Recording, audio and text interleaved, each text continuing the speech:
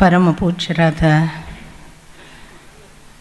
ಶ್ರೀ ಶ್ರೀ ಈಶಪ್ರಿಯ ಸ್ವಾಮೀಜಿಯವರ ಪದತಲಕ್ಕೆ ಹಣೆ ಹಚ್ಚಿ ಅವರ ಆಶೀರ್ವಾದ ಬೇಡುತ್ತಾ ಅಪ್ಪನನ್ನು ಭಕ್ತಿಯಿಂದ ನಮಸ್ಕರಿಸಿ ಅವರ ನಿರಂತರ ಅನುಗ್ರಹವನ್ನು ಅಪೇಕ್ಷಿಸುತ್ತಾ ವೇದಿಕೆ ಮೇಲಿರುವ ಮತ್ತು ಪ್ರೇಕ್ಷಕರಾಗಿ ಆಸೀನರಾಗಿರುವ ಎಲ್ಲ ಹಿರಿಕಿರಿಯ ಪದತಲಕ್ಕೆ ಹಣೆ ಹಚ್ಚಿ ನಮಸ್ಕಾರ.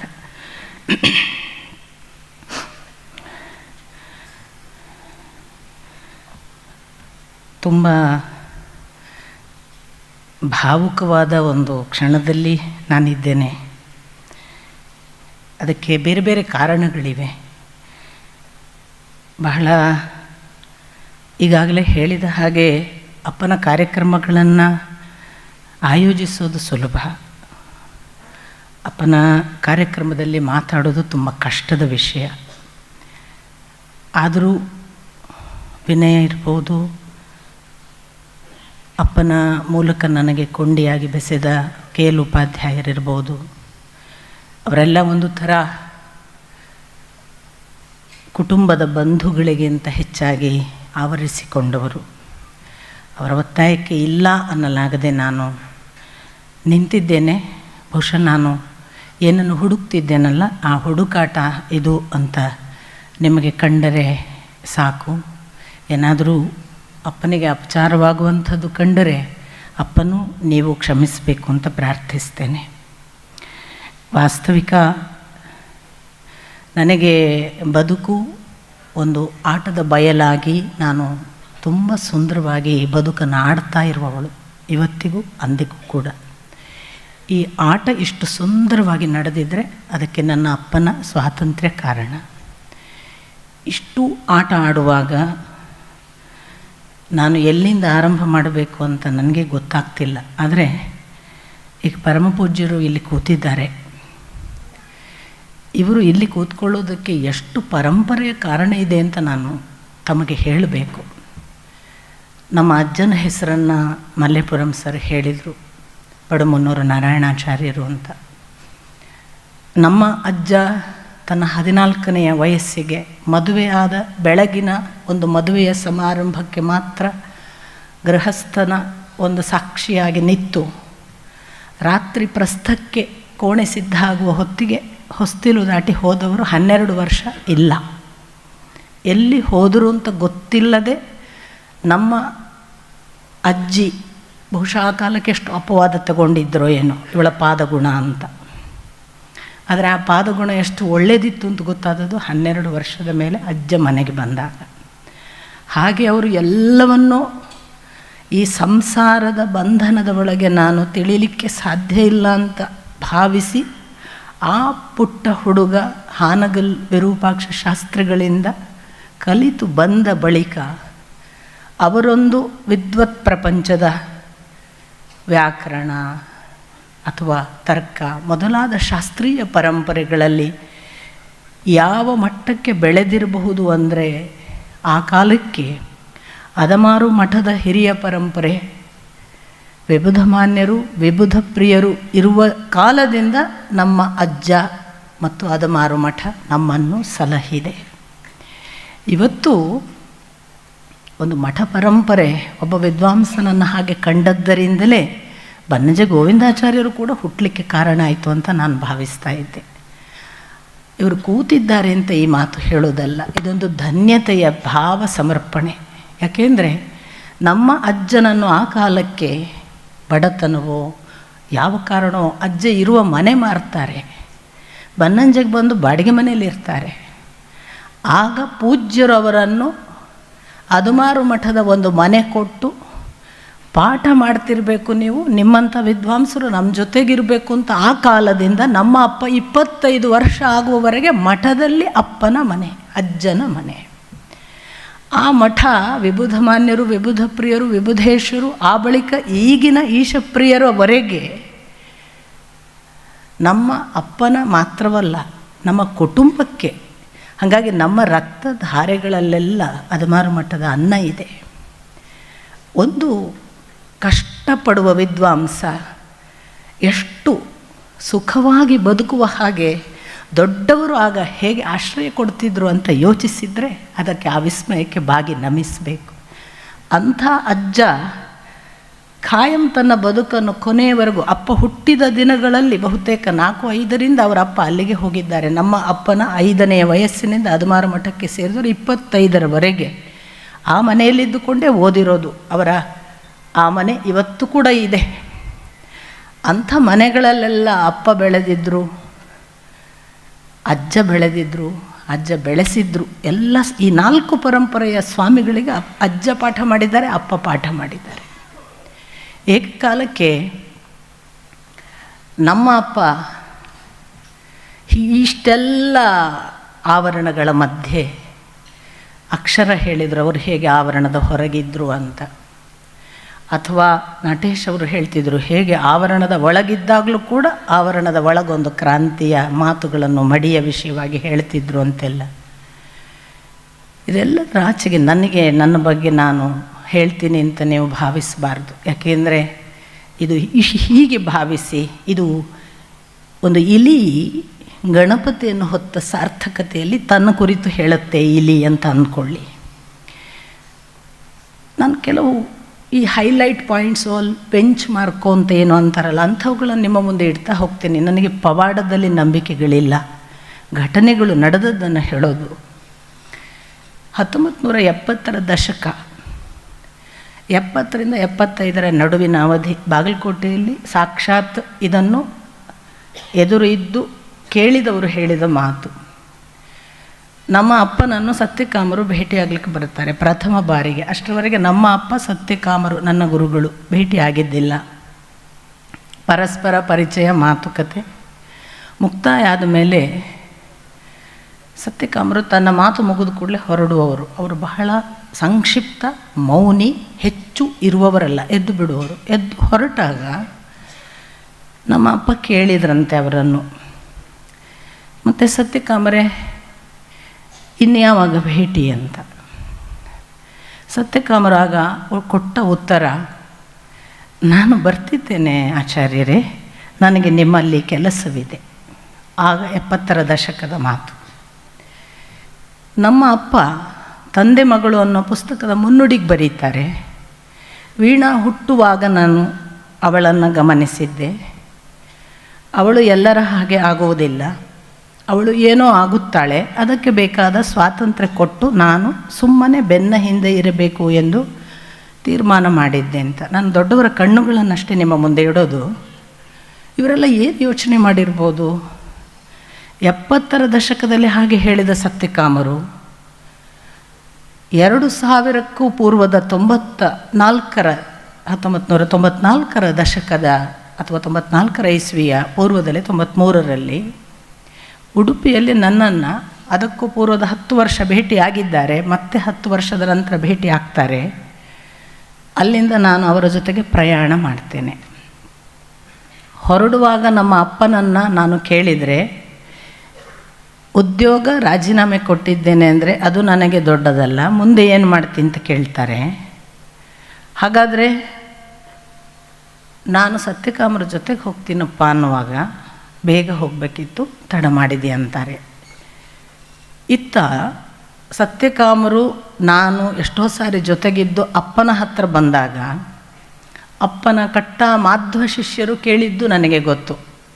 ಆಚಾರ್ಯರು ಮಾತ್ರ ಪ್ರತ್ಯೇಕ ಸಿಕ್ಕಿದಾಗ, ನಾನು ಕೆಲವೊಮ್ಮೆ ಇರುವಾಗ, ನೀವು ಇಷ್ಟು ಜನರನ್ನು ನಡೆಸಿದ ಗುರುಗಳು, ನಿಮಗೆ ವೀಣಾಳನ್ನು ನಡೆಸಲಿಕ್ಕೆ ಆಗ್ತಿರ್ಲಿಲ್ವಾ?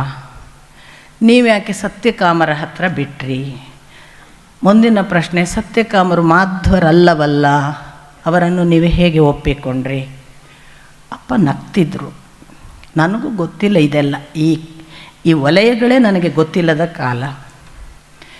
ಇದೆಲ್ಲ ನನಗೆ ಪ್ರಶ್ನೆ ಆಗಿ ಅಷ್ಟೇ ಇತ್ತು. ನನ್ನ ಗುರುಗಳು ನನಗೆ ಹೋಗುವಾಗ ಹೇಳಿ ಹೋಗ್ತಿದ್ರು. ಪ್ರತಿ ಹೋಗುವ ಕ್ಷಣದ ಎಷ್ಟೋ ಬಾರಿ ನನಗೆ ಹೇಳಿದ್ದು ಒಂದೇ ಮಾತು, ಮಗಳೇ, ನನ್ನನ್ನು ಎಂದೂ ಸಂದೇಹಿಸಬೇಡ, ನನ್ನ ಎದೆಯಲ್ಲಿ ಏನುಂಟೋ ಅದನ್ನು ನಾನು ನಿನ್ನ ಎದೆಯಲ್ಲಿ ಇಟ್ಟು ಹೋಗುತ್ತೇನೆ, ಇದರ ಬಗ್ಗೆ ಯಾವಾಗಲೂ ಸಂಶಯ ಬೇಡ. ಇಷ್ಟೇ ಹೇಳಿದ್ದು. ಏನು ಎಂತು ನಾನು ಕೇಳ್ತಿರಲಿಲ್ಲ. ಅವರು ಹೊರಟು ಹೋದ ಮೇಲೆ ಬಹಳ ಜನ ನನ್ನನ್ನು ಇವಳು ತಂತ್ರ ಮಾರ್ಗದವಳು ಅಂತ ತಿಳಿದು, ನಿಮಗೆ ತಂತ್ರ ಪ್ರಯೋಗ ಬರ್ತಿರ್ಬೇಕಲ್ಲ, ಸಿದ್ಧಿ ಗೊತ್ತಿರಬೇಕಲ್ಲ, ಶಕ್ತಿ ಎಲ್ಲ ಗೊತ್ತಿರಬೇಕಲ್ಲ ಅಂತ ಬರ್ತಿದ್ರು. ನಾನು ಪ್ರತಿಯೊಬ್ಬರಿಗೂ ಹೇಳ್ತಿದ್ದೆ, ನೀವು ರಾಂಗ್ ಅಡ್ರೆಸ್ಸಿಗೆ ಬಂದಿದ್ದೀರಿ, ನೀವು ಸತ್ಯಕಾಮರ ಮನೆಗೆ ಬಂದಿದ್ದೀರಿ, ಅದೇ ಸತ್ಯಕಾಮರ ತಂತ್ರ ಮಾರ್ಗ ನನ್ನ ದಾರಿ ಅಲ್ಲ. ಯಾಕೆ ಹಾಗೆ ಹೇಳ್ತಿದ್ದೆ, ಅಥವಾ ಹಾಗೆ ಹೇಳುವುದರ ಹಿಂದೆ ಅವರು ಎಷ್ಟು ಕಾರಣ ಈಗ ಅರ್ಥ ಆಗೋದು. ಇದಾದ ಮೇಲೆ ಎಷ್ಟೋ ಜನ ನನ್ನನ್ನು ತಂತ್ರಪಥದ ಕುರಿತೇ ಮಾತಾಡಬೇಕು ಅಂತ ಬೇಕಾದಷ್ಟು ಉಪನ್ಯಾಸಗಳನ್ನು ಮಾಡಿಸಿದ್ದಾರೆ. ನಾನು ಹಾಗೆಲ್ಲ ಹೋಗಿದ್ದೇನೆ. ಅಭಿನವ ಗುಪ್ತನ ಮೇಲೆ ಮಾತಾಡು ಅಂದಾಗ ಮಾತಾಡಿದ್ದೇನೆ, ಅಥವಾ ತಂತ್ರಪಥದ ಒಟ್ಟು ನಡೆಯ ಬಗ್ಗೆ ಸತ್ಯಕಾಮರು ಏನು ಯೋಚನೆ ಇತ್ತು ಮಾತಾಡಿದ್ದೇನೆ. ಹಾಗೆಲ್ಲ ನನ್ನದು ಆಕಸ್ಮಿಕ ಉಪನ್ಯಾಸಗಳು. ನಾನೇನದು ನನಗೆ ಅನಿವಾರ್ಯವಾಗಿ ಬಂದಂತಹ ಯಾವುದೇ ಒತ್ತಡವಲ್ಲ. ಕಾಲಾಂತರದಲ್ಲಿ ನಾನು ನನ್ನ ಪಾಡಿಗೆ ಬೆಂಗಳೂರಿಗೆ ಬರುವಾಗ ನೋಡಿ, ಅಪ್ಪ ಹಾಗೇ ಇದ್ದರು. ಅವರು ನನ್ನನ್ನು ನೋಡ್ತಿದ್ರು ಮಾತ್ರ, ಏನೂ ಹೇಳ್ತಿರಲಿಲ್ಲ. ಇದ್ಯಾಕೆ ತಂತ್ರ ಮಾತಾಡ್ತಿ, ನೀನು ಇದನ್ನು ಯಾಕೆ ಓದಬಾರ್ದು, ನೀನು ಈ ಪುಸ್ತಕ ಓದು, ಈ ಪುಸ್ತಕದ ಜೊತೆಗೆ ಈ ಸಿದ್ಧಾಂತ ಓದು. ಒಂದೇ ಒಂದು ಶಬ್ದ, ಒಂದೇ ಒಂದು ವಾಕ್ಯ ಅಪ್ಪ ಹೇಳಲಿಲ್ಲ ನನಗೆ. ಎಷ್ಟೋ ವರ್ಷಗಳು ಕಳೆದು ಸುಮಾರು 2007 14 ವರ್ಷಗಳ ಬಳಿಕ ನಾನು ಕಲ್ಲಹಳ್ಳಿ ಬಿಟ್ಟು ಸತ್ಯಕಾಮರ ತೋಟದ ಆಶ್ರಮದ ವಲಯದಿಂದ ಈಚೆಗೆ ಬರುವಾಗ, ಅಷ್ಟೂ ವರ್ಷ 14 ವರ್ಷ ಪ್ರತಿ ವರ್ಷ ನಮ್ಮ ಅಪ್ಪ ಕಲ್ಲಹಳ್ಳಿ ಕಾರ್ಯಕ್ರಮಕ್ಕೆ ಬರ್ತಿದ್ರು. ನನ್ನನ್ನು ಕಣ್ತುಂಬ ನೋಡ್ತಿದ್ರು. ಏನೂ ಪ್ರತಿಕ್ರಿಯೆಗಳನ್ನು ಯಾರ ಬಳಿಯೂ ಹೇಳಿದ್ದು ನನಗೆ ಗೊತ್ತಿಲ್ಲ. ಆದರೆ ಒಂದು ಸ್ಕ್ಯಾನ್ ಮಾಡ್ತಿದ್ರು, ಕಾಣ್ತದೆ ಅಂತ ಈಗ ಅಂದ್ಕೊಳ್ಳೋದು ನಂಗೆ ಗೊತ್ತಿಲ್ಲ. ಹೀಗೆ ಇದ್ದ ನಂತರದಲ್ಲಿ 2007 ನಂತರ ಬೆಂಗಳೂರಿಗೆ ಬಂದು, ಅಲ್ಲಿ ನನಗೆ ಆರ್ಥಿಕವಾಗಿ ಏನು ವ್ಯವಸ್ಥೆ ಅಂತ ಗೊತ್ತಿಲ್ಲದ ಕಾಲದಲ್ಲಿ ಯಾರೋ ಬಂದು, ನೀವು ವಚನಗಳ ಮೇಲೆ ಮಾತಾಡಿ, ಅವರಿಗೆ ನನಗೆ ಆರ್ಥಿಕ ತೊಂದರೆ ಉಂಟು ಅಂತ ನಾನು ಹೇಳಿ ಅಲ್ಲ, ಅವರು ಬಂದರು, ನೀವು ವಚನಗಳ ಮೇಲೆ ಮಾತಾಡಿ, 10 ನಿಮಿಷ ನಾವು ವಿಡಿಯೋ ಮಾಡಿ ಅದನ್ನು ದೂರದರ್ಶನದಲ್ಲಿ ಬಿಡ್ತೀವಿ, ನಮಗೆ ನೀವು ಅಕ್ಕ ಮಹಾದೇವಿ ಮೇಲೆ ಮಾತಾಡಿ. ನಾನು ಅಕ್ಕ ಮಹಾದೇವಿ ಮೇಲೆ ಒಂದು 20-30 ವಚನಗಳನ್ನು 10 ನಿಮಿಷ ವ್ಯಾಖ್ಯಾನ ಮಾಡಿದಾಗ ಜನ ಆಗ ತೀರ್ಮಾನ ಮಾಡ್ತು ನನ್ನ ಬಗ್ಗೆ, ಇವರು ವಚನದ ಮೇಲೆ ಚೆನ್ನಾಗಿ ಮಾತಾಡ್ತಾರೆ, ಇವರು ವಚನದ ದಾರಿಯವರು ಕಾಣ್ತದೆ ಅಂತ. ನಾನು ವಚನಗಳನ್ನು ಮಾತಾಡ್ತಿದ್ದ ಕಾಲ. ಆಗಲೂ ಅಪ್ಪ ಎಷ್ಟು ದಿವಸ ಈ ವಚನ ಮಾತಾಡ್ತಿ, ವಚನವೇ ನಿನ್ನ ದಾರಿಯ ಅಂತ ಏನೂ ಪ್ರಶ್ನಿಸಲಿಲ್ಲ. ಹಾಗಂತ ನಾನು ಎಷ್ಟೋ ಸಾರಿ ನನ್ನ ಅಕ್ಕ ತಂಗಿಯಂದರು ನಾವು ಮಾತಾಡ್ಕೊಳ್ತಿದ್ದೆ, ಅಪ್ಪನಿಗೆ ಇಷ್ಟ ಉಂಟಾ, ಕಷ್ಟವಾ, ಒಂದು ದಿವಸ ಹೇಳಲ್ವಲ್ಲ ಅಂತ. ಬಟ್ ಹೇಳಲಿಲ್ಲ ಅಪ್ಪ. 2000 ಸುಮಾರು 14 ನಂತರದ 15, 16, 17 ಈ ಅವಧಿಯಲ್ಲಿ ನನ್ನ ವಚನದ ಕುರಿತ ಪ್ರವಚನಗಳು, ಉಪನ್ಯಾಸಗಳು, ಕಡೆಗೆ ಭಾಷಣಗಳು ಜಾಸ್ತಿ ಆಗ್ತಾ ಬಂದು, ಎಲ್ಲವೂ ಕೂಡ ಪ್ರತಿಯೊಂದು ಕಡೆ ಒಂದು ಅಲ್ಲಮನ ಬಗ್ಗೆ, ಇಲ್ಲ ಬಸವಣ್ಣನ ಬಗ್ಗೆ, ಇಲ್ಲ ಅಕ್ಕನ ಬಗ್ಗೆ, ಒಟ್ಟು ವಚನ ಪರಂಪರೆಯ ಬಗ್ಗೆ. ಆಗ ಅದು ತೀವ್ರ ಹಂತದಲ್ಲಿದ್ದ ಸಂದರ್ಭ. ಆಗ ನನಗೆ ಬೇರೆಯವರು, ಅಪ್ಪನ ಶಿಷ್ಯ ವಲಯ, ಸ್ಪೆಷಲಿ ನನ್ನ ಅಣ್ಣ, 2ನೇ ಅಣ್ಣ, ನೀನು ಮಧ್ವ ಸಿದ್ಧಾಂತ ಮಾತಾಡೋದಿಲ್ಲ ಅಂತ ಅಪ್ಪನಿಗೆ ಬೇಜಾರಿದೆ, ನೀನು ಅದನ್ನೆಲ್ಲ ಬಿಟ್ಟು ಇದೆಲ್ಲ ಮಾತಾಡ್ತಿಂತ ಅಪ್ಪ ಸ್ವಲ್ಪ ಅಸಮಾಧಾನದಲ್ಲಿದ್ದಾರೆ ಅಂತ ಹೇಳಿದ. ನನಗೆ ಅಪ್ಪ ಹೇಗಿದ್ದರು ಅಂದರೆ, ನನ್ನ ಬಾಲ್ಯದಿಂದ ನಮ್ಮ ಅಪ್ಪನಿಗೆ ಏನಾದ್ರು ಕೋಪ ಬಂದಿದ್ದರೆ ಮೌನ.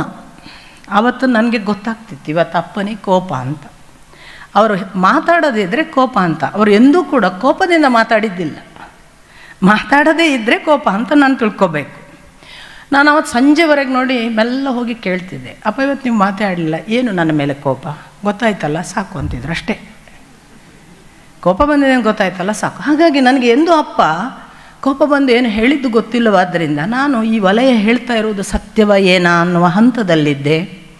ಒಂದು ದಿನ ಅಪ್ಪ ನಾನು ಕೇಳಿದೆ, ಅಪ್ಪ ಮತ್ತು ನಾನು ಮಾತನಾಡುವ ವಿಷಯಗಳು, ಬರೆಯುವ ವಿಷಯಗಳೆಲ್ಲ ವಚನ, ಈ ಪರಂಪರೆಯದ್ದು, ಶರಣರದ್ದು ಎಲ್ಲ ಇದೆ ಅಂತ ನಿಮಗೆ ಬೇಸರ ಇದೆ ಅಂತ ನನಗೆ ಯಾರೋ ಹೇಳಿದರು. ಹೌದಪ್ಪ ಅಂತ ಕೇಳಿದೆ.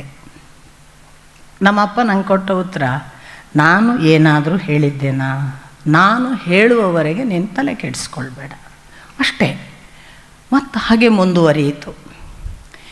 2019 ಒಂದು 19ನೇ ಇಸ್ವಿಯ ಡಿಸೆಂಬರ್ನಲ್ಲಿ ನಾನು ಒಂದು ಧರ್ಮಸ್ಥಳದಲ್ಲಿ ಒಂದು 20 ನಿಮಿಷದ ದೊಡ್ಡ ಸಭೆಯಲ್ಲಿ ಒಂದು 20 ನಿಮಿಷದ ಮಾತು ಆಡಿದೆ. ಅದು ಮರುದಿವಸಕ್ಕೆ 4 ಲಕ್ಷ ನೋಡುವ ಒಂದು ವಿಶೇಷ ಭಾಷಣವಾಗಿ ಬಿಡ್ತು. ನಾನೇನು ಪ್ಲ್ಯಾಂಡ್ ಅಲ್ಲ. ಅದರ ಬಗ್ಗೆ ಸಾಕ್ಷಾತ್ ನನ್ನ ತಂಗಿ ಕವಿತಾಳೆ ಹೇಳಿಲ್ಲ, ಅಪ್ಪನಿಗೆ ಖುಷಿ ಆಗುತ್ತೆ, ಒಮ್ಮೆ ಈ ಭಾಷಣ ಕೇಳಿಸು. ನನ್ನ ಜೀವನದಲ್ಲಿ ನಾನು ಆ ಕೆಲಸ ಮಾಡಲ್ಲ ಕವಿ ಅಂತ ನಾನು ಅಂದೆ. ನಮ್ಮ ಅಪ್ಪ ಈ ಭಾಷಣ ನಾನು ಕೇಳಿದೆ, ಹೀಗೆ ಹೋಗು ಅಂತ ಅವ್ರು ಹೇಳೋವರೆಗೆ ನಾನು ಕೇಳಿಸಲ್ಲ, ನಾನು ಹೇಳಲ್ಲ. ನನಗೂ ಗೊತ್ತಿಲ್ಲ, ಅಷ್ಟೆಲ್ಲ ಜನ ಅದರ ಬಗ್ಗೆ ಮಾತಾಡೋ ನಮ್ಮ ಅಪ್ಪನಿಗೆ ಏನು ಅಭಿಪ್ರಾಯ ಇತ್ತು ನನಗೂ ಗೊತ್ತಿಲ್ಲ. ಇಷ್ಟೆಲ್ಲ ನನ್ನ ಅನೇಕ ಪ್ರಶ್ನಾರ್ಥಕ ಚಿಹ್ನೆಗಳಲ್ಲಿ ಅಪ್ಪ ಇದ್ದರು, ನನ್ನ ನಡೆ ಇತ್ತು. ಅಪ್ಪ ನಡೀತಾ ಇದ್ದರು, ನನ್ನ ನೋಡ್ತಿದ್ರು. ಅಪ್ಪನ ನಡೆ ಬೇರೆ ಇತ್ತು, ನನ್ನ ನಡೆ ಬೇರೆ ಇತ್ತು ಅಂತ ಜನರಿಗೆ ಅನ್ನಿಸ್ತಿತ್ತು. ನನಗೆ ಮತ್ತು ಅಪ್ಪನಿಗೆ ಗೊತ್ತಿತ್ತು ನಮ್ಮ ನಡೆ ಬೇರೆ ಇಲ್ಲ ಅಂತ. ಆ ಏಕಸೂತ್ರತೆಯನ್ನು ಕನ್ಫರ್ಮ್ ಮಾಡುವ ಒಂದು ಮಾತು ನನಗೆ ಆಗ ಅಪ್ಪನಿಂದ ಬಂದಿದ್ದಿಲ್ಲ ಅನ್ನೋದು ಬಿಟ್ಟರೆ ನನಗೆ ಖಚಿತವಿತ್ತು ನಾನು ಅಪ್ಪನಿಗೆ ವಿರುದ್ಧ ಹೋಗ್ತಿದ್ದೇನೆ ಅಂತ ಅಪ್ಪಗನಿಸಿಲ್ಲ ಅಂತ. ಹೀಗೆ ನಡೆಯುವಾಗ ಎಷ್ಟೋ ಸಮಯದ ನಂತರ 2019 ಆ ಡಿಸೆಂಬರ್ ಘಟನೆಯೂ ಮುಗಿದು 20 ಜನವರಿಯಲ್ಲಿ ಒಂದು ಕಾರ್ಯಕ್ರಮ ನಾವು ಬನ್ನಂಜೆ ಪ್ರತಿಷ್ಠಾನದಿಂದ ಅಪ್ಪನ ಉಪಸ್ಥಿತಿಯಲ್ಲಿ ಬೆಂಗಳೂರಿನಲ್ಲಿ ಕಾರ್ಯಕ್ರಮ ಮಾಡಿದ್ದು. ಅದು ಕೊನೆಯ ಭಾಷಣ ಅಪ್ಪನದು ಬನ್ನಂಜೆ ಪ್ರತಿಷ್ಠಾನದಲ್ಲಿ ಮತ್ತು ಆ ಬೆಂಗಳೂರಿನಲ್ಲಿ. ಅಪ್ಪ ಅವತ್ತು ಮಾರ್ಚ್ 7ನೇ ತಾರೀಕಿಗೆ ಅಲ್ಲಿಂದ ಹೊರಡುವವರು. ಅವರು ಉಡುಪಿಗೆ 8ಕ್ಕೆ ತಲುಪಬೇಕು. ಅವರು ತನ್ನ ಮನಸ್ಸಿನಲ್ಲೊಂದು ತೀರ್ಮಾನ ಮಾಡಿದರು, 8ನೇ ತಾರೀಕಿನ ಕಾರ್ಯಕ್ರಮ ಅಪ್ಪ ಮತ್ತು ನಾನು ಇಬ್ಬರು ಒಟ್ಟಿಗೆ ತಿಂಗಳೆಯಲ್ಲಿತ್ತು. ರವೀಂದ್ರ ಹೆಗಡೆಯವರು ಮಾಡುವಂತಹ ಒಂದು ಕಾರ್ಯಕ್ರಮ, ಅದರಲ್ಲಿ ನಾವಿಬ್ಬರು ತಿಂಗಳೆಯಲ್ಲಿ ಇರಬೇಕಿತ್ತು. ಅಪ್ಪ ತಿಳಿದಿದ್ರು 7ನೇ ತಾರೀಕಿಗೆ ವೀಣಾ ನನ್ನ ಜೊತೆಗೆ ಬರ್ತಾಳೆ ಅಂತ ಅವರದ್ದೇ ಒಂದು ಯೋಚನೆ ಇದ್ದಿರಬೇಕು. ನಾನು ವಾಸ್ತವಿಕ 4 ತಾರೀಕಿಗೆ ಧಾರವಾಡಕ್ಕೆ ಹೊರಡಬೇಕಿತ್ತು. 5, 6, 7 3 ದಿನ ನಾನು ಧಾರವಾಡದಲ್ಲಿ ಬಸವಣ್ಣ ಅಕ್ಕ ಅಲ್ಲಮ್ಮ ಮಾತಾಡುವವಳಿದ್ದೆ. ಅವತ್ತು ನಾನು 4ನೇ ತಾರೀಕು ಸಂಜೆ ಅಪ್ಪ ಅವರ ಶಿಷ್ಯರ ಮನೆಯಲ್ಲಿದ್ದರು. ಅಲ್ಲಿ ಹೋಗಿ ಅವರಿಗೆ ನಮಸ್ಕಾರ ಮಾಡಿ ಇನ್ನು ನಾನು ಉಡುಪಿಲಿ ಸಿಗ್ತೀನಿ ಅನ್ನಬೇಕು. ಅವತ್ತು ಹೋಗಿ ನಮಸ್ಕಾರ ಮಾಡಿದೆ. ನಮಸ್ಕಾರ ಮಾಡೋ ಮೊದಲು ಹೇಳಿದೆ, ಅಪ್ಪ ಇವತ್ತು ನಾನು ಧಾರವಾಡಕ್ಕೆ ಹೊರಟಿದ್ದೀನಿ. ಅರೆ ನೀನು ಉಡುಪಿಗೆ ನನ್ನ ಜೊತೆಗೆ ಬರ್ತೀಯ ಅಂದ್ಕೊಂಡಿದ್ದೆ, ನೀನು ಉಡುಪಿಗೆ ನನ್ನೊಟ್ಟಿಗೆ ಬರಲ್ವಾ? ಅಪ್ಪ ಇದು ಬಹಳ ಪೂರ್ವಭಾವಿಯಾಗಿ ನಿಶ್ಚಿತವಾದದ್ದೊಂದು 3 ದಿನದ ಉಪನ್ಯಾಸ ಸರಣಿ. ಜೀವನದಲ್ಲಿ ಪ್ರಥಮ ಬಾರಿಗೆ ಉಪನ್ಯಾಸ ಸರಣಿ ಒಪ್ಕೊಂಡಿದ್ದೀನಪ್ಪ. ಯಾವಾಗಲೂ ಒಂದೊಂದು ದಿವಸ ಅಚಾನಕ್ ಮಾಡ್ತಿದ್ದೆ, ಅದು ಇಲ್ಲ ಸರಣಿಯೇ ಮಾಡಬೇಕು ಅಂತ ಅಲ್ಲಿ ಬಸವಣ್ಣ ಅಕ್ಕ ಅಲ್ಲಮ್ಮ ಅಂತ ಒಪ್ಪಿಸ್ಕೊಂಡಿದ್ದಾರೆ. ಹಾಗೆ ಹೊರಡ್ತಿದ್ದೀನಪ್ಪ. ಅಲ್ಲಿಂದಲೇ 7ನೇ ತಾರೀಕು ಬಸ್ ಹತ್ತಿ 8ಕ್ಕೆ ಉಡುಪಿ ಬರ್ತೀನಿ ನಿಮ್ಮ ಹತ್ರ. ಅವತ್ತು ಪ್ರಥಮ ಬಾರಿಗೆ, ಅದನ್ನು ನಟೇಶ್ ಅವರು ಅದನ್ನೇ ಉಲ್ಲೇಖ ಮಾಡಿದರು, ಅವತ್ತು ಪ್ರಥಮ ಬಾರಿಗೆ ನಾನು ನಮಸ್ಕಾರ ಮಾಡುವಾಗ ಅಪ್ಪನ ಬಾಯಿಯಿಂದ ಬಂದ ಮಾತು, ನನ್ನ ಮಾತನ್ನು ಮುಂದುವರಿಸುವವರು ಯಾರು ಅನ್ನುವ ಯೋಚನೆ ಇತ್ತು. ನನ್ನ ಮಗಳು ಸಿದ್ಧಳಾದಳು ಅಂದಾಗ ನನಗೆ ಭಾರೀ ಒಂದು ಎದೆ ಬಡಿತ. ಅದು ನಾನು ಅದನ್ನು ವಿವರಿಸಲಾರೆ. ಯಾಕೆಂದರೆ ನನಗೆ ಈಗಲೂ ಗೊತ್ತಿದೆ, ಆಗಲೂ ಗೊತ್ತಿರುವ ವಿಷಯ ಮತ್ತು ಇನ್ನು ಯಾವತ್ತೂ ಗೊತ್ತಿರುವ ವಿಷಯ. ಜೀವಮಾನದಲ್ಲಿ ನಾನು ಅವರಂತೆ ಓದಲಾರೆ, ಅವರಂತೆ ಮಾತನಾಡಲಾರೆ, ಅವರಂತೆ ಯಾವುದನ್ನು ಮಾಡಲಾರೆ. ನನಗೆ ಗೊತ್ತು ಅವರು ಮಾಡಿದ ಸಂಶೋಧನೆ, ಅವರು ಮಾಡಿದ ಓದು, ಅವರ ಅಧ್ಯಯನ, ಅವರು ಕೊಟ್ಟ ಜೀವ ಪರಂಪರೆಯ ಅಷ್ಟೂ ಧಾರೆ ನನ್ನಲ್ಲಿ ಯಾವುದೂ ಇಲ್ಲ, ನನಗೆ ಗೊತ್ತಿತ್ತು. ಆದರೆ ಅವರು ಏಕಾಏಕಿ ಒಂದು ದಿವಸವೂ ನನ್ನ ಮಾತಿನ ಬಗ್ಗೆ ಆಡದವರು.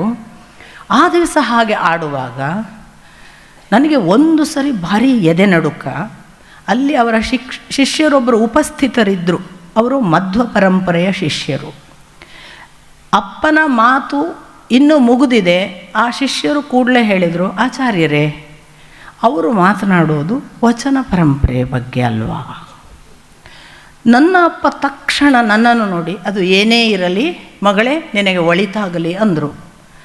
ನನಗೆ ಈಗ ಅರ್ಥ ಆಗೋದು, ಒಬ್ಬ ಡಿಸೈಡ್ ಮಾಡಿದರೆ ತನ್ನ ಪಾಡಿಗೆ ಅವನು ಇದು ನನ್ನನ್ನು ಮುಂದುವರಿಸ್ಬೇಕಂತ ಕಂಟಿನ್ಯೂ ಮಾಡುವ, ಯಾವುದನ್ನು ಟ್ರಾನ್ಸ್ಫರ್ ಮಾಡ್ತಿರಬೇಕು.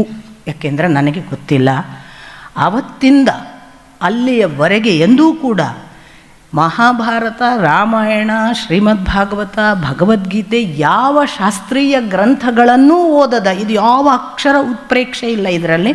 ನಾನು ಭಗವದ್ಗೀತೆ ಓದಿದವಳಲ್ಲ, ಈಗಲೂ ಓದಿದ್ದೇನೆ ಎನ್ನುವ ಮಾತಲ್ಲ. ಕನಿಷ್ಠ ಪುಸ್ತಕ ಹಿಡಿದಿದ್ದೇನೆ, ಅಕ್ಷರಗಳನ್ನು ನೋಡಿದ್ದೇನೆ ಅಷ್ಟೇ.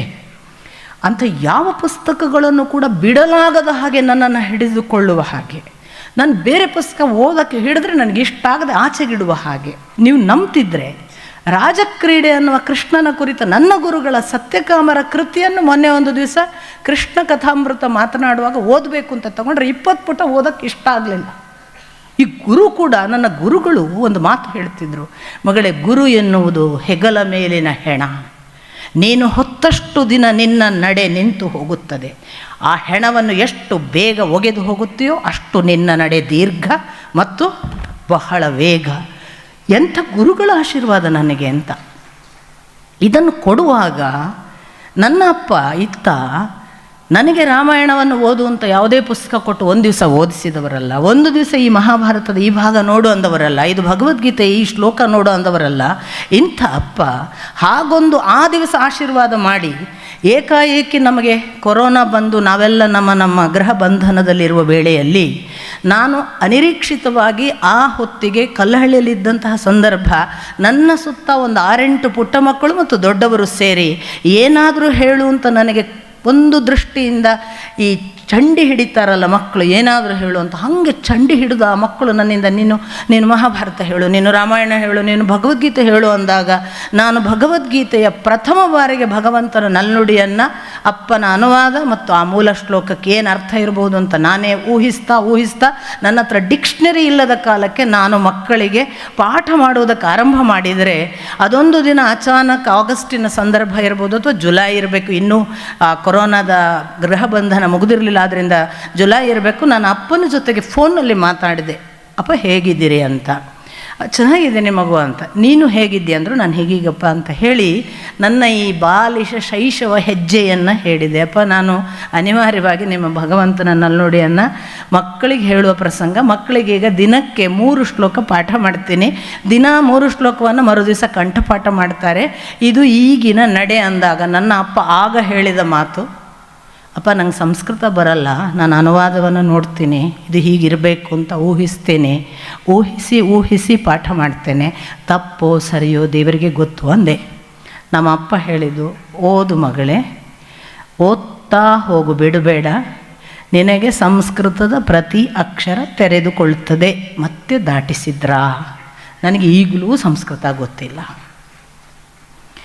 ದಾಟಿಸುವ ಕೆಲಸವನ್ನು ನನ್ನ ಗುರುಗಳು ಮಾಡಿದ್ದನ್ನು ನಾನು ನೋಡಿದ್ದೇನೆ. ಅದು ಹೇಗಿತ್ತು ಅಂದರೆ, ಅದು ಬಹಳ ತಂತ್ರ ಮಾರ್ಗದವರು ಹೇಳುವ ದೈಹಿಕ ಒಂದು ಅಭಿವ್ಯಕ್ತಿಯಾಗಿ ನಾನು ಅನುಭವಿಸಿದವಳು. ಅದು ಕಣ್ಣಲ್ಲಿ ಕಣ್ಣನ್ನು ಹೀಗೆ ಗೋಲಿಗೆ ಗೋಲಿ ಹಚ್ಚಿ, ನೋಡು ನನ್ನ ಕಣ್ಣಿನ ಒಳಗಿನದನ್ನು ಹೀರಿಕೊಂತ, ನನ್ನ ಕಣ್ಣ ಗೋಲಿಗೆ ಅವರ ಗೋಲಿ, ಉಸಿರಿಗೆ ಮೂಗಿನ ಹೊಳ್ಳೆಯ ಒಳಗೆ ನನ್ನ ಮೂಗಿನ ಹೊಳ್ಳೆಯ ಒಳಗೆ ಅವರ ಮೂಗಿನ ಹೊಳ್ಳೆಯ ಮೂಲಕ ಉಸಿರು, ಅವರು ಬಿಟ್ಟದ್ದನ್ನು ನಾನು ತೆಗೆದುಕೊಳ್ಳುವುದು, ನಾನು ಬಿಟ್ಟದ್ದನ್ನು ಅವರು ತೆಗೆದುಕೊಳ್ಳುವುದರ ಮೂಲಕ ನೋಡು ನನ್ನನ್ನು ನೀನು, ನಿನ್ನನ್ನು ನಾನು ಸೇರುವುದೆಂದರೆ ಇದು ಮಾರ್ಗ ಮಗಳೇ, ಅದಲ್ಲ ಅದು ಅಧಪ್ಪತನದ ಮಾರ್ಗ. ಹೀಗೆ ಸೇರು ವಾಯುವಿನ ಮುಖಾಂತರ.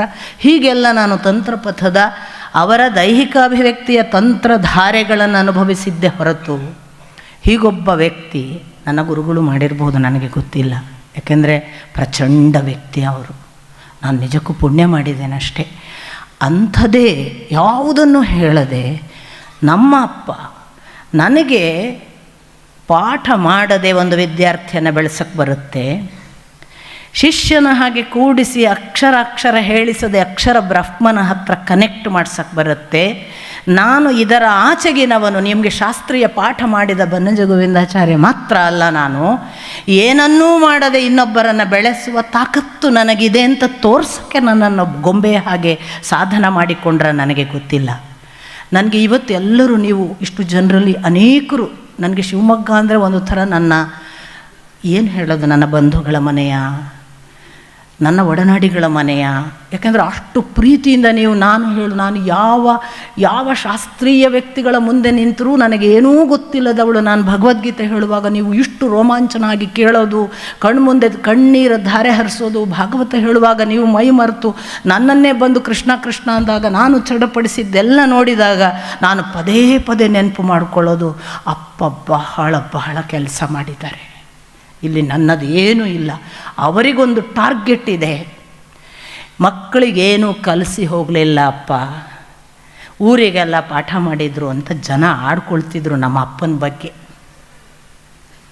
ಕಲಿಸಿದ್ದು ನನ್ನ ಅಪ್ಪನಿಗೂ ನನ್ನ ಅಜ್ಜ ಅಲ್ಲ, ಆದರೆ ಅಜ್ಜನಿಗೂ ಹೇಳಿದರು, ಸಿಂಹದ ಹೊಟ್ಟೆಯಲ್ಲಿ ನರಿ ಹುಟ್ಟತಲ್ರಿ ನಿಮ್ಮ ಮಗ ಅಂತ. ಅಪ್ಪ ಸುಳ್ಳು ಮಾಡಿದರು ಅದನ್ನು ಸ್ವಾಧ್ಯಾಯದ ಮೂಲಕ. ನಾನು ಸ್ವಾಧ್ಯಾಯ ಮಾಡುವ ಪ್ರಾಣಿ ಕೂಡ ಅಲ್ಲ, ನನಗೆ ಓದಿಯೇ ಗೊತ್ತಿಲ್ಲ, ನಾನು ಏನೂ ಓದದೆ. ನನ್ನನ್ನು ಈ ಪರಿ ಕೃಷ್ಣನ ಹತ್ರ, ಈ ಪರಿ ಕೃಷ್ಣಾಂತರ್ಗತ ಮಾಡಬೇಕು ಇವಳಿಗೆ ಅನ್ನುವ ಹಾಗೆ ಒಂದು ಬೆನ್ನು ಹತ್ತಿ ನಡೆಸ್ತಾರಲ್ಲ, ಇದಕ್ಕೆ ಏನು ಹೇಳಬೇಕು ನನಗೆ ಗೊತ್ತಿಲ್ಲ. ಇದೆಲ್ಲ ಏನಾದರೂ ನಿಮಗೆ ಕಂಡಿದ್ದರೆ, ಮತ್ತು ಈಗ ನಟೇಶ್ ಅವರು ಹೇಳಿದರು, ಇನ್ನು ಅಪ್ಪನನ್ನು ಮುಂದುವರಿಸಿ, ದೇವರಾಣೆಗೂ ನನಗೆ ಗೊತ್ತಿಲ್ಲ, ದೇವರಾಣೆಗೂ ಗೊತ್ತಿಲ್ಲ. ನಾನು ಪ್ರತಿ ಮಾತು ಇವತ್ತು ಕೊನೆಯದ್ದು ಅಂತಲೇ ಭಾವಿಸಿ ಮಾತನಾಡೋದು. ಯಾಕೆಂದರೆ ನನಗೆ ಪದೇ ಪದೇ ಒಳಗಿದ್ದು ಹೇಳುತ್ತೆ. ನಾನು ಬಾಲ್ಯದಲ್ಲಿ ಹೇಳಿದ್ದೆ, ತುಂಬ ಬಾಲ್ಯ ಅಂತ ಅಲ್ಲದಿದ್ದರೂ ನನಗೆ ಯೌವನದ ಪ್ರೌಢಾವಸ್ಥೆ. ನಾನು MA ಮುಗಿಸಿ MPhil ಮಾಡಿ ಒಂದು ದಿನ ನಾನು ಯಾವುದೋ ಸಂದರ್ಭದಲ್ಲಿ ಸಂತೋಷ್ ಕುಮಾರ್ ಗುಲ್ವಾಡಿಗೆ ಮುಖಾಮುಖಿ ಆದಾಗ ಗುಲ್ವಾಡಿಯವರು ಹೇಳಿದರು, ಆಯ್ತಲ್ಲ ಶಿಕ್ಷಣದ ವ್ಯವಸ್ಥೆ, ಇನ್ನು ಅಪ್ಪನನ್ನು ಮುಂದುವರಿಸು, ಅಪ್ಪನದ್ದೆಲ್ಲ ಓದಬೇಕು, ಅಪ್ಪ ಮಾಡಿದ್ದೆಲ್ಲ ದಾರಿ ನಡಿಬೇಕು ಅಂತ ನಿಂಗೆ ಅನಿಸಲ್ವಾ? ನಗಾಡಿದೆ. ಯಾಕೆ ನಗಾಡ್ತಿ? ನಿಂಗೆ ಅಪ್ಪನ ಹಾಗೆ ಆಗಬೇಕು ಅನಿಸಲ್ವ? ನಿಂಗೆ ಅಪ್ಪನ ನೋಡಿ ಏನು ಕಲಿಬೇಕು ಅನಿಸಲ್ವಾ? ನಾನು ಅಪ್ಪನನ್ನು ನೋಡಿ ಒಂದು ಕಲ್ತಿದ್ದೇನೆ ಅಂದೆ ನಾನು. ಆಗ ಏನು ಅಂತ ಕೇಳಿದರು ಅವರು. ಅಪ್ಪನ ಹಾಗೆ ಆಗಬಾರ್ದು ಅಂತ ಕಲ್ತಿದ್ದೇನೆ ಅಂದವಳು ನಾನು, ಹಾಗಂದವಳು ನಾನು. ಇಷ್ಟೆಲ್ಲ ಇರುವಾಗ ಒಬ್ಬ ಮನುಷ್ಯ, ನಾವು ತಿಳಿದ ನಮ್ಮ ಪ್ರಜ್ಞಾವಲಯ ಮಾತ್ರವೇ ನಾವಲ್ಲ, ನಮ್ಮ ಜೀವದ ಒಳಗೊಬ್ಬ ಕೈ ಹಾಕಿ ಅವನು ಮುಷ್ಟಿಯಲ್ಲಿ ಹಿಡಿದು ಅವನಿಗೆ ಬೇಕಾದ ಹಾಗೆ ಈ ಕೋಮಲ ಗಿಣಿಯನ್ನು, ಕೋಗಿಲೆಯನ್ನು, ಈ ಜೀವ ಅನ್ನುವ ಆ ಶುಭ್ರ ಪರಿಶುಭ್ರ ಭಗವಂತನ ಆ ತತ್ವವನ್ನು ತಮಗೆ ಬೇಕಾದ ಹಾಗೆ ಆಕಾರ ಕೊಡಲಿಕ್ಕೆ ಬರ್ತದಾ ಏನ ಅನ್ನುವ ಹಾಗೆ ನಾನೇ ವಿಸ್ಮಿತಳಾಗಿದ್ದೇನೆ. ನನಗೆ ಗೊತ್ತಿಲ್ಲ, ಇದು ನನ್ನ ದಾರಿಯ ಅಂತಲೂ ಗೊತ್ತಿಲ್ಲ. ಯಾಕೆ ಗೊತ್ತಾ? 20ನೇ ವರ್ಷ ಡಿಸೆಂಬರ್ 13 ನನ್ನ ಅಪ್ಪ ದೇಹತ್ಯಾಗ ಮಾಡಿದ ನಂತರ ಅಲ್ಲಿವರೆಗೆ ನಾನು ಮಾತಾಡ್ತಿದ್ದದ್ದೇ ಅಲ್ಲಮ್ಮ ಅಕ್ಕ ಬಸವಣ್ಣ ವಚನ, ಯಾವುದು ಬೇರೆ ಮಾತನಾಡಿದವಳಲ್ಲ. ಒಂದಿಷ್ಟು ಸಾಹಿತ್ಯ, ಅದು ಬಿಟ್ಟರೆ ಇನ್ಯಾವುದಾದ್ರೂ ಟ್ರೆಡಿಷನಲ್ಗೆ ವಿರೋಧವಾದ ಕ್ರಾಂತಿಯ ವಿಷಯಗಳು. ಈಗಲೂ ನನ್ನದು ಅದೇ ದಾರಿ, ಅದರಲ್ಲಿ ಏನು ಧಾಟಿಯಲ್ಲಿ ಬದಲಾವಣೆಗಳಿಲ್ಲ. ಆದರೆ ನಾನು ಈ ವಿಷಯವನ್ನು ಕೇಂದ್ರಿತವಾಗಿ ಮಾತನಾಡದೇ ಇರುವ ಆ 20ರ ಕೊನೆಯ 13 ದಿವಸದ ಅವರ ಉತ್ತರ ಕ್ರಿಯೆಯ ನಂತರದ ವೈಕುಂಠ ಸಮಾರಾಧನೆಯ ಮರುದಿನ 14ನೆಯ ದಿನ ನಾನು ಕೊರೋನಾ ಇದ್ದದರಿಂದ ಕಾರ್ನಲ್ಲಿ ಚಿಕ್ಕಮಗಳೂರು ಮಾರ್ಗವಾಗಿ ಈ ಬೆಂಗಳೂರಿಗೆ ಹೊರಡಬೇಕು ಅನ್ನುವ ನನ್ನ ಪ್ರಯಾಣದಲ್ಲಿರುವಾಗ, ನಿಮಗೆ ಆಶ್ಚರ್ಯ ಆಗುತ್ತೋ ಇಲ್ಲೋ ನನಗೆ ಗೊತ್ತಿಲ್ಲ, ನನಗಂತೂ ದಿಗ್ಭ್ರಮೆ. ನಾನು ಅದುವರೆಗೆ ಏನೂ ಮಾತಾಡದೇ ಇರುವಾಗ ನನಗೆ ಪ್ರಥಮ ಬಾರಿಗೆ ಇದೇ ಶಿವಮೊಗ್ಗದ ದತ್ತಾತ್ರೇಯ ಅವರು ನನಗೆ ಫೋನ್ ಮಾಡಿ, ವೀಣಕ್ಕ, ನಾವು ಒಂದು ಕಾರ್ಯಕ್ರಮ ಮಾಡ್ತೇವೆ, ನೀವು ರಾಮಾಯಣದ ಮೇಲೆ ಮಾತಾಡಬೇಕು. ಅಪ್ಪ ಹೋಗಿ 14ನೆಯ ದಿನಕ್ಕೆ ನಾನಿನ್ನೂ ರಾಮಾಯಣದ ಪುಟ ಓಪನ್ ಮಾಡಿದ್ದಿಲ್ಲ. ನಾನು ಹೇಳಿದೆ, ಯಾವಾಗ? ನನ್ನ ಒಳಗಿದ್ದು ಹೇಳ್ತಿತ್ತು, ಇಲ್ಲ ಹೇಳಬೇಡ ಅಂತ. ನಾನು ತಕ್ಷಣ ಕೇಳಿದೆ, ಯಾವಾಗ ಮಾತಾಡಬೇಕು ಅಂತ. ಯಾಕಂದ್ರೆ ನನ್ನ ಆ ಪ್ರಶ್ನೆಗೆ ಕಾರಣ ನಾನು ಓದಿಯೇ ಇರಲಿಲ್ಲ. ಮುಂದಿನ ಏಪ್ರಿಲ್ ಅಂದರು. ತಕ್ಷಣ ಡಿಸೆಂಬರ್ನಿಂದ ಏಪ್ರಿಲ್ 4 ತಿಂಗಳಿದೆ, ನಾನು ಓದ್ಬೋದಲ್ವಾ ಅಂದ್ಕೊಂಡು ಪ್ರಯತ್ನ ಪಡ್ತೇನೆ ಅಂದೆ. ಅದು ನನ್ನ ಪ್ರಥಮ ಶಾಸ್ತ್ರೀಯ ಪರಂಪರೆಯ ಭಾಷಣ. ಅವತ್ತಿಂದ ಇವತ್ತಿನವರೆಗೆ ವಚನಕಾರರನ್ನು ಮಾತಾಡಿ ಅಂತ ಕರಿಯೋರು ಎಲ್ಲಿ ಹೋದರು ಅಂತ ನಂಗೆ ಗೊತ್ತಿಲ್ಲ, ಕರಿಯೋರು ನಿಲ್ಲಿಸಿದ್ದಾರೆ. ಅಲ್ಲ, ನಾನು ಏನೂ ಪ್ಲ್ಯಾನ್ ಮಾಡಲಿಲ್ಲ ಅಂತ ನಾನು ನಿಮಗೆ ಹೇಳ್ತಾರೆ. ನಾನು ಯಾರಿಗೂ ಬರಲ್ಲ ಅಂದಿಲ್ಲ. ನನ್ನನ್ನು ವಚನ ಪರಂಪರೆಯವರು ಕರೆಯೋದು ನಿಲ್ಲಿಸಿದ್ದಾರೆ. ನನ್ನನ್ನು ಬೇರೆ ವಿಷಯಗಳಿಗೆ ಆಹ್ವಾನಗಳ ಮಾಡುವುದನ್ನೇ ನಿಲ್ಲಿಸಿ, ನೀವು ರಾಮಾಯಣವೇ ಮಾತಾಡಬೇಕು, ನೀವು ಭಾಗವತವೇ ಮಾತಾಡಬೇಕು, ನೀವು ಯಾರಪ್ಪ ಇವರಿಗೆ ಹೇಳಿದ್ದು? ಹಾಗಾಗಿ ಯಾರಪ್ಪನ ಅಪ್ಪ ಯಾವನೋ ಒಬ್ಬ ಇದ್ದಾನಲ್ಲ, ಅವನಿಗೊಂದು ಲೆಕ್ಕಾಚಾರ, ಅದಕ್ಕೆ ಒಪ್ಪಿಸಿಕೊಂಡ ಶಿಶು ನಾನು. ನಮ್ಮ ಅಪ್ಪ ನನಗೆ ವೀಣಾ ಅಂತ ಹೆಸರು ಇಡುವ ಹಿಂದೆ, ನೀನು ಕೇವಲ ನಾದವಾಗು, ನುಡಿಸುವವ ಬೇರೆ ಅಂತ ನನಗೆ ಅವರು ಸೂಚಿಸಿದ್ದಾರೆ ಅಂತಲೇ ನಾನು ಭಾವಿಸ್ತೇನೆ. ಅಂತಹ ಎಲ್ಲ ಧನ್ಯತೆಗಳ ಜೊತೆಗೆ ಅಪ್ಪನ ಕಾರಣವಾಗಿ ನನಗೆ ಇಷ್ಟೆಲ್ಲ ಪ್ರೀತಿ, ಇಷ್ಟೆಲ್ಲ ಬಾಂಧವ್ಯ, ಇಂಥದ್ದೊಂದು ನಿಮ್ಮಂಥವರ ಅನುಗ್ರಹ, ಹಾರೈಕೆ, ಆಶೀರ್ವಾದ ಸಿಕ್ಕಿದೆಯಲ್ಲ, ಅದು ಅಪ್ಪ ಹೇಳುವ, ಮಗಳೇ, ಈ ಮತ, ಈ ಸಿದ್ಧಾಂತ, ಈ ಶಾಸ್ತ್ರ, ಇವೆಲ್ಲ ಜನ್ಮ ಜನ್ಮಾಂತರದ ಆವೇಶಗಳು. ಜನ್ಮ ಜನ್ಮಾಂತರದ ಆವೇಶದ ಆಚೆಗೆ ನೀನು ಮಾಧ್ವಳು ಅಲ್ಲ, ನೀನು ಸ್ಮಾರ್ತಳು ಅಲ್ಲ, ನೀನು ಯಾವ ಪರಂಪರೆಗೆ ಸಂಬಂಧಪಟ್ಟವಳೇ ಅಲ್ಲ. ಒಂದು ದಿನ ಹಿಂದೆ ಸ್ಮಾರ್ತಳಾಗಿದ್ದ ನೀನು ಇವತ್ತು ಮಾಧ್ವಳಾಗಿರಬಹುದು. ಮುಂದೊಂದು ದಿನ ನೀನು ಮುಸಲ್ಮಾನಳೂ ಆಗಬಹುದು. ಜೀವಕ್ಕೆ ಇದು ಯಾವುದರ ಬಂಧನವಿಲ್ಲ, ನೀನು ಇದರ ಆಚೆಗೆ ನಡಿ ಅಂತ ನನಗೆ ಅವರು ಪದೇ ಪದೇ ಹೇಳಿದ್ದಾರೆ. ನಾನು ನಿತ್ಯ ನಡೆಯುವುದು ನಿಸ್ತ್ರೈಗುಣ್ಯೋ ಭವ ಅರ್ಜುನ, ವೇದವಾದ ರಥಾಃ ಪಾರ್ಥ. ಏ ಅರ್ಜುನ, ಇದೆಲ್ಲ ವೇದವಾದ ಮಾಡುವವರ ಒಂದು ಅದರಲ್ಲೇ ರತಿಸಿದವರ ಕಥೆ, ನೀನು ಅದರ ಆಚೆಗೆ ಹೋಗುವಂತ ಕೃಷ್ಣ ಹೇಳಿದ ಹಾಗೆ ನನಗೆ ಪದೇ ಪದೇ ಅಪ್ಪ ಕೃಷ್ಣ ಸಾನ್ನಿಧ್ಯವನ್ನು, ಕೃಷ್ಣನ ನೆನಪನ್ನೇ ಕೊಡ್ತಾರೆ. ಯಾವ ಮತತ್ರಯರ ನೆನಪನ್ನು ಕೊಡಲ್ಲ. ಯಾಕೆ ಗೊತ್ತಿಲ್ಲ. ಯಾವ ಸಿದ್ಧಾಂತಗಳ ಅಂಟಿಗೆ ನನ್ನನ್ನು ಕರ್ಕೊಂಡು ಹೋಗೋದೇ ಇಲ್ಲ ನಮ್ಮಪ್ಪ. ನನಗೆ ಮತ್ತೆ ಕೃಷ್ಣ ಪ್ರೇಮವನ್ನು, ಕೃಷ್ಣ ಮಾರ್ಗವನ್ನು, ಕೃಷ್ಣ ಸೆಳೆತವನ್ನು, ಕೃಷ್ಣನ ಚುಂಬಕ ಶಕ್ತಿಯನ್ನು ಕೊಡ್ತಾ ಕೊಡ್ತಾ ಅವನೇ ಹೇಳಿದ ನಿಸ್ತ್ರೈಗುಣ್ಯೋ ಭವಾರ್ಜುನ ಅನ್ನುವ ಮಾತಿನ ಹಾಗೆ, ಮಗಳೇ, ನನಗೊಬ್ಬ ಮಂಗಳೂರಿನಲ್ಲಿ ಅಭಿಮಾನಿ ಇದ್ದ. ನಾನು 40 ವಯದಲ್ಲಿರುವಾಗ ಅವ ಒಮ್ಮೆ ಕೇಳಿದ್ದ, ಸರ್, ನನ್ನ ತಂದೆ ಒಬ್ಬ ಹಿಂದೂ, ನನ್ನ ತಾಯಿ ಒಬ್ಬಳು ಕ್ರೈಸ್ತಳು, ನನಗೆ ಯಾವ ಧರ್ಮ?